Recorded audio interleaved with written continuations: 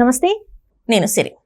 ప్రశాంత్ వర్మ ఇంకా ప్రభాస్ గారి కాంబినేషన్లో సినిమా వస్తున్న సంగతి మనకు తెలిసిందే. అయితే ఇప్పుడు దాని టైటిల్ ఏదైతే బ్రహ్మ రాక్షస్ అనుకుంది చేంజ్ చేశారు అన్నట్టు ఒక వార్త కూడా వినిపిస్తుంది. మరి నిజంగానే చేంజ్ చేశారా లేదా అనే విషయాన్ని మనకు తెలియజేయడానికి మనతో పాటు ఉన్నారు ప్రముఖ సీనియర్ జర్నలిస్ట్ యజ్ఞమూర్తి గారు. నమస్కారం సార్. నమస్తే సిరి. సార్, ప్రశాంత్ వర్మ గారు ఇంకా ప్రభాస్ గారి కాంబినేషన్లో సినిమా వస్తుందని చెప్పేసి మనం మాట్లాడుకున్నాం. దానికి ఒక టైటిల్ కూడా బ్రహ్మ రాక్షస్ అని చెప్పేసి పెట్టారని వచ్చింది.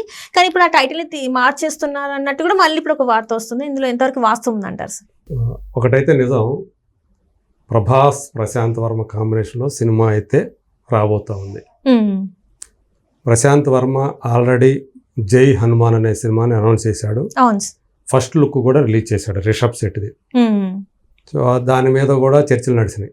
ఎందుకంటే మనకు తెలిసిన హనుమంతుడి రూపం ఒక రకంగా ఉంటే అక్కడ రిషబ్ శెట్టి రూపం ఇంకో రకంగా ఉంది.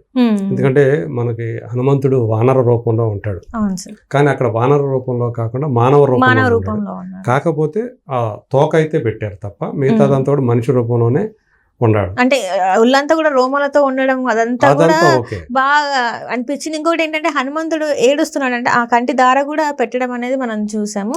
మళ్ళీ ఇప్పుడు ఈ సినిమా అంటే మధ్యలో బాలకృష్ణ గారి కొడుకు సినిమా కూడా వస్తుందని చెప్పేసి అనుకున్నారు, కానీ అది మరి ఏమైందో తెలియదు. మళ్ళీ ఇప్పుడు ఈ సినిమా, సో వరుసపెట్టి సినిమాలు తీస్తున్నారు అనుకోవచ్చా సార్? అదే, అంటే తను హనుమాన్ అనే సినిమాతోటి, దానికి ముందు ప్రశాంత్ వర్మ ఒకరు హనుమాన్ తోటి మారిపోయింది మొత్తం, ముందు తర్వాత అన్నట్టు. హనుమాన్ ముందు, హనుమాన్ తర్వాత ప్రశాంత్ వర్మ కెరీర్ అది ఇప్పుడు ఎవరు కూడా మాట్లాడుకుంటే అదే మాట్లాడుకుంటారు.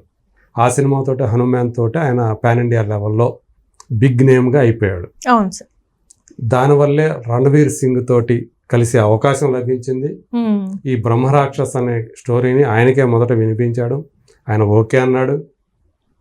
తర్వాత ఏవో మనకు తెలియని సర్కమ్స్టాన్సెస్ ఏవో వచ్చి అది వాస్తవ రూపం దాల్చట్లేదు. సో తప్పు, అది వాషౌట్ అయిపోయింది. అంటే రియాలిటీలోకి రాకముందు వాషౌట్ అయిపోయింది అది, ఆ ప్రాజెక్టు. సో ఇప్పుడు అదే సబ్జెక్ట్ని ప్రభాస్కి వినిపించాడు, ప్రభాస్ ఓకే చేశాడు అని మనకు తెలుస్తున్నటువంటి సమాచారం. సో దానికి అతను పెట్టుకున్నటువంటి ఆ స్క్రిప్ట్కి పెట్టుకున్న పేరే బ్రహ్మరాక్షస్ ప్రశాంత్ వర్మ. కాబట్టి బ్రహ్మరాక్షస్గా మన ముందుకి ప్రభాస్ రాబోతున్నాడు అని చెప్పేసి అందరూ కూడా అనుకున్నారు ఇప్పటి వరకు కూడా. అయితే ఇప్పుడు ప్రజెంట్ ఇంకొక టైటిల్ కూడా దానికి వినిపిస్తుంది. బ్రహ్మరాక్షస్ కాదు, బకా అనే టైటిల్ వినిపిస్తూ ఉంది. బకా అంటే బకాసురుడు అని ఉన్నాడు కదా, ఎంతైనా తినేయగలడ. మనకు మహాభారతంలో వచ్చేటువంటి ఒక క్యారెక్టర్ బకాసురుడు. ఆ బకాసురుణ్ణి భీముడు చంపేశాడు అని చెప్పేసి కూడా ఒక కథ ఉంది అందులో.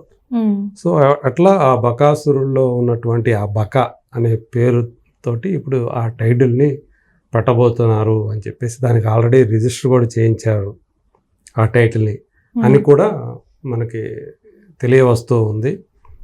మరి ఇది ఎంతవరకు నిజము ఏంటి అనేది మనకైతే అఫీషియల్గా కన్ఫర్మేషన్ అయితే లేదు. ప్రస్తుతం ప్రభాస్ అయితే రాజాసాబ్ అనే సినిమాని పూర్తి చేసే పనిలో ఉన్నాడు. అలాగే ఇంకో పక్క ఫౌజీ అనే సినిమాని హను రాఘోపూడి డైరెక్షన్లో చేస్తూ ఉన్నాడు. ఫ్యాన్స్ మాత్రం సందీప్తో కూడా సినిమా ఉంది. ఇది అయిపోయిన తర్వాత ఫౌజీ తర్వాత అతను స్పిరిట్ సినిమా చేసే అవకాశాలు ఉన్నాయి సందీప్ రెడ్డి వంగతోటి.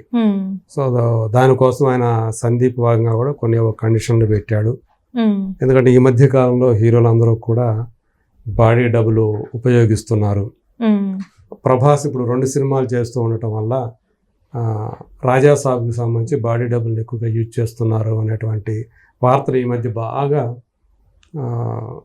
సోషల్ మీడియాలో విరివిగా చర్చల్లోకి వచ్చాయి.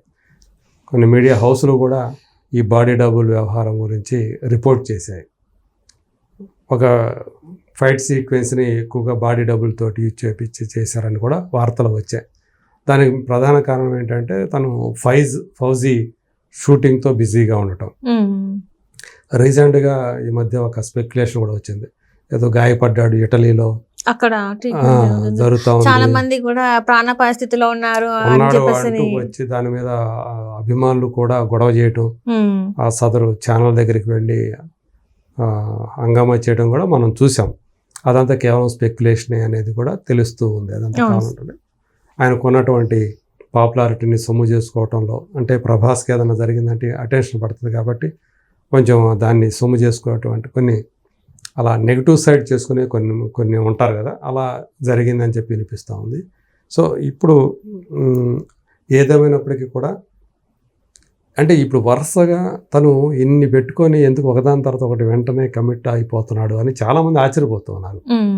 బాహుబలి సినిమా కోసం 5 సంవత్సరాలు పార్ట్ 1 పార్ట్ 2 కోసం వెచ్చించిన అతను ఆ తర్వాత వరుస పెట్టి సినిమాలు ఒప్పుకోవటం, ఒక సందీప్ రెడ్డి వంగతోటి స్పిరిట్ ఉంది, అలాగే ప్రశాంత్ నీల్ తోటి సలార్ 2 ఉంది, ఇవన్నీ పెట్టుకొని అలా కల్కి 2 ఉంది, ఇది పెట్టుకొని మళ్ళీ ప్రశాంత్ వర్మకి ఎప్పుడు ఇస్తాడు టైము?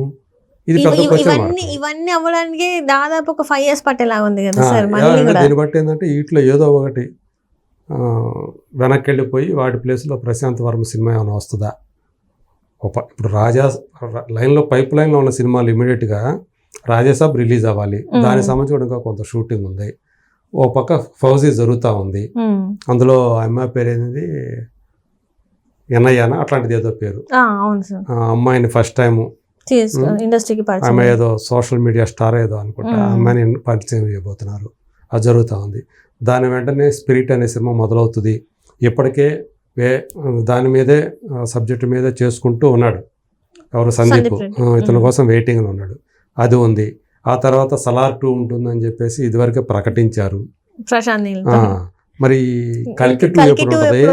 అసలు యాక్చువల్గా కల్కి 2 సినిమా షూటింగ్ కొంతవరకు కంప్లీట్ అయిందని చెప్పేసి అప్పట్లో వార్తలు. అవును, ఫస్ట్ సినిమా రిలీజ్ టైంకే యాక్చువల్గా పార్ట్ 2కి సంబంధించినటువంటి కొన్ని సన్నివేశాలు కూడా తీశారని కూడా మనకు వినిపించింది.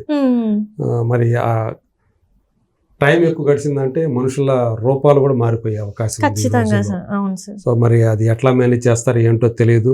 ఆ టైంకి మళ్ళీ ఆ యాక్టర్లు అవైలబుల్ ఉంటారో లేదో తెలియదు. వాళ్ళు మళ్ళీ యాక్ట్ చేయడానికి ఒప్పుకోవచ్చు. కొన్ని పరిస్థితులు మారిపోయారు ఉంటాయి కాబట్టి అలాంటి ఆ పరిస్థితులు కూడా ఏర్పడతాయి కాబట్టి మరి ఇవన్నీ చేస్తూ మళ్ళీ ఈ ప్రశాంత్ వర్మతోటి ఎప్పుడు చేస్తాడు ఏంటి అనేది ఒక క్వశ్చన్ మార్క్.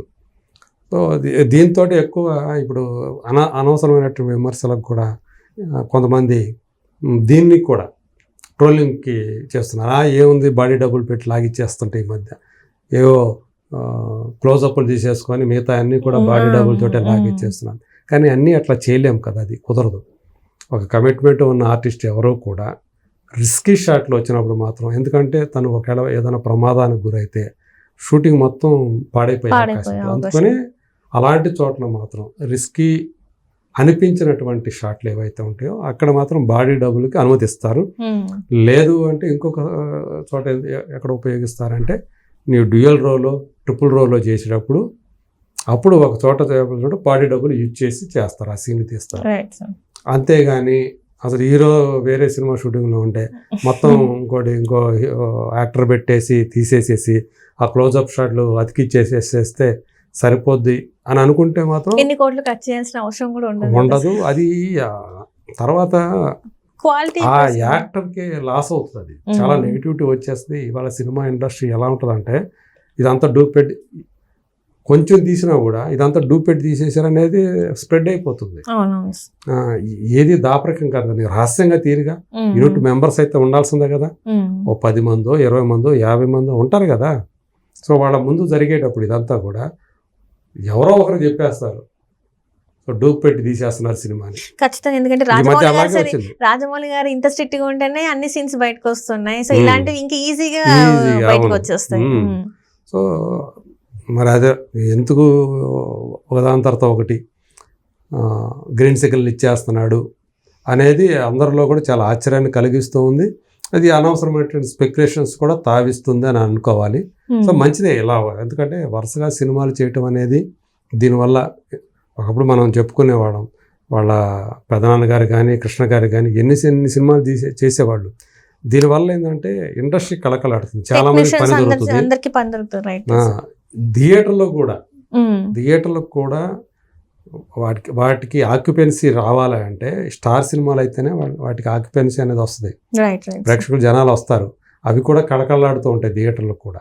సో అందువల్ల స్టార్లు వీలైన ఎక్కువ సినిమాలు చేయటం వల్ల మొత్తం పరిశ్రమ డెవలప్మెంట్కి ఉపయోగపడుతుంది, ఎక్కువ మంది ఉపాధి లభిస్తుంది, థియేటర్లు కూడా కళకళలాడుతూ ఉంటాయి. రైట్. సో ఇది అంటే ఎంత చేసినా మనం టీవీలో చూసిన దానికను థియేటర్ థియేటర్ చూసిన తేడా స్పష్టంగా ఉంటుంది. అవును సార్. ఎన్నిసార్లు మనం సీతమ్మ వాకిట్లో సినిమాలు చెట్టు చూసి ఉంటాం, కానీ ఇప్పుడు మళ్ళీ వచ్చిందంటే దానికి మళ్ళీ 5 కోట్లు గ్రాస్ వచ్చిందంటే రీ రిలీజ్లో.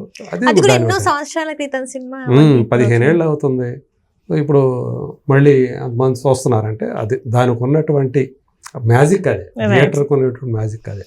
సో మొత్తానికైతే మరి ప్రశాంత్ వర్మ సినిమా, ప్రభాస్ సినిమా పేరు మరి బ్రహ్మరాక్షసు బకా ఉంటుందా, చూడాలి. ఈ 2 కాకుండా ఇంకొక కొత్త టైటిల్ వస్తుందా అని.